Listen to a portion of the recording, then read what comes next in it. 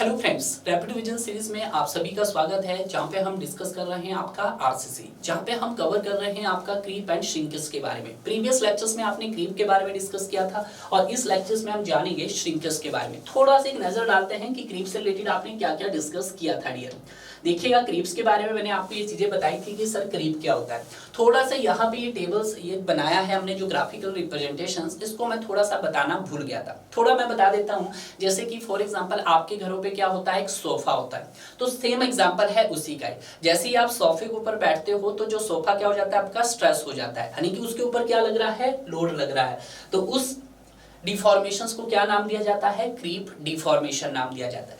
जैसे ही आप उस सोफे से ऊपर उठते हो, यानी कि अपना लोड रिमूव करते हैं, तो थोड़ा सा जो सोफा होता है, जो आपका स्ट्रेस हुआ था लोडिंग के समय, वो थोड़ा सा रिकवर करने की कोशिश करता है। अब जब रिकवर करने की कोशिश करता है तो उस रिकवरी को हम क्या नाम देते हैं सर, इलास्टिक रिकवरी देते हैं।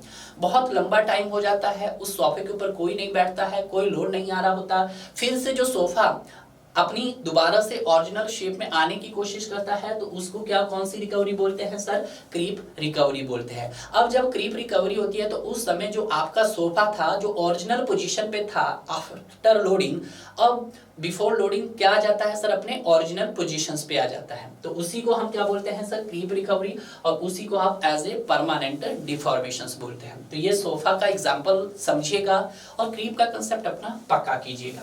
क्लियर है, ये तो हमने देख लिया था। अब यहाँ पे हम थोड़ा सा डिस्कस कर लेते हैं किसके बारे में, श्रिंकेज के बारे में। अगर हम बात करते हैं श्रिंकेज क्या है आपके पास, ये भी हमारे पास टाइम डिपेंडेंट फिनोमिना है एंड प्लास्टिक फिनोमिना है। तो आप लिख सकते हैं सर टाइम डिपेंडेंट फिनोमिनन,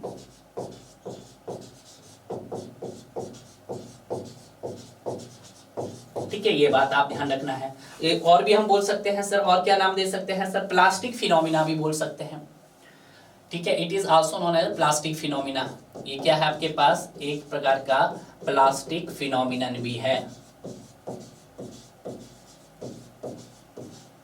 ठीक है। ये बात ध्यान रखना आपको, जो इंपॉर्टेंट है।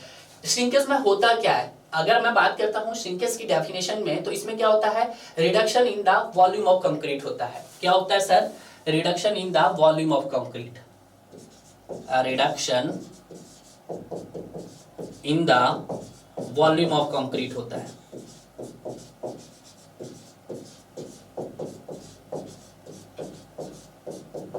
ठीक है, अब आप बोलोगे कि सर ये रिडक्शन का कारण क्या है, ठीक है। तो causes of reduction,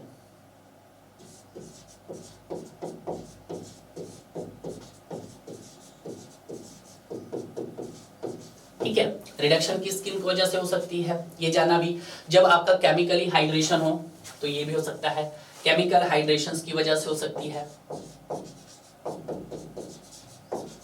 chemical hydration की वजह से हो सकती है, केमिकली सीमेंट पेस्ट की वजह से हो सकती है, केमिकली सीमेंट पेस्ट की वजह से हो सकती है। और सर जब आपने वहां पे मिक्सिंग की गई हो, जितना आपको रूम टेम्परेचर रिक्वायर्ड चाहिए था उतना रूम टेम्परेचर वहां पे नहीं है, यानी कि थर्ड हो जाएगा आपके पास एम्बिएंट टेम्परेचर्स। नेक्स्ट क्या हो जाता है सर, आपके एम्बिएंट टेम्परेचर, ठीक है। अब यहाँ पे कोड ने क्या दिया है, एक टेबल बना के दिया है, आप उस टेबल को चाहो तो लर्न कर सकते हो या नहीं, पर मैं बनाना दे रहा हूँ यहाँ पे, ठीक है। टेबल किस किस के बीच में बनता है, ये बनता है सर आपका स्ट्रेन वर्सेस टाइम के बीच में, स्ट्रेन वर्सेस टाइम के बीच में। किस तरह का ग्राफ बनता है, कुछ इस तरह का ग्राफ आपके पास यहाँ पे प्लॉट किया जाता है, ठीक है। ये आपके पास short term modulus of elasticity आएगा, जिसको मैं ECR से भी रिप्रेजेंट कर सकता हूँ। क्लियर है, ये आप यहाँ पे ध्यान रखना है। इतना हो गया है। यहाँ पे अगर मैं बात करता हूं अकॉर्डिंग टू IS 456 2000 के मुताबिक अगर हम बात करेंगे, जो आपके पास टोटल श्रिंकेज वैल्यू होती है, टोटल श्रिंकेज वैल्यू वो कितनी ली जाती है, वो आपके पास ली जाती है, इज टेकन एज, इंपॉर्टेंट है, 0.0003 ये ली जाती है। क्लियर है, तो ये आपको ध्यान रखना है, श्रिंकेज से रिलेटेड इतना ही इंपॉर्टेंट है जो कि याद रखना है। अब कुछ ऐसे फैक्टर कि जिनको हम बढ़ाएंगे तो श्रिंकेज भी आपका क्या होगा, बढ़ेगा, और कुछ ऐसे फैक्टर कि उन फैक्टर्स को अगर बढ़ाएंगे तो श्रिंकेज आपका क्या होगा, डिक्रीज होगा। तो पहले जो हम बात करेंगे वो इंक्रीज की करेंगे और उसके बाद हम बात करेंगे डिक्रीज की बात करेंगे।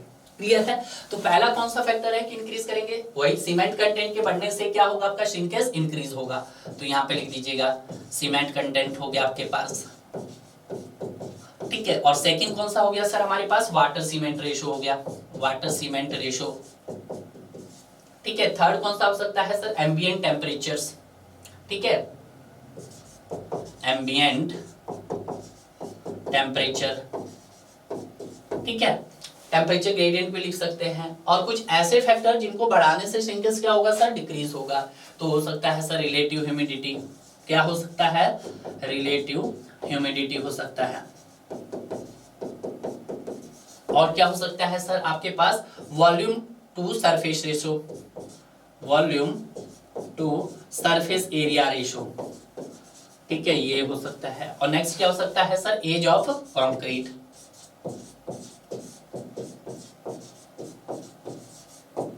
ठीक है। तो ये आपके इंपॉर्टेंट पॉइंट्स थे जो कि आपके एग्जाम ओरिएंटेड थे, इससे ज्यादा आपको पढ़ना भी नहीं है। क्लियर है? तो इस तरह से हमने क्रीप और श्रिंकेज को यहाँ पे बहुत अच्छे से कंप्लीट कर लिया है।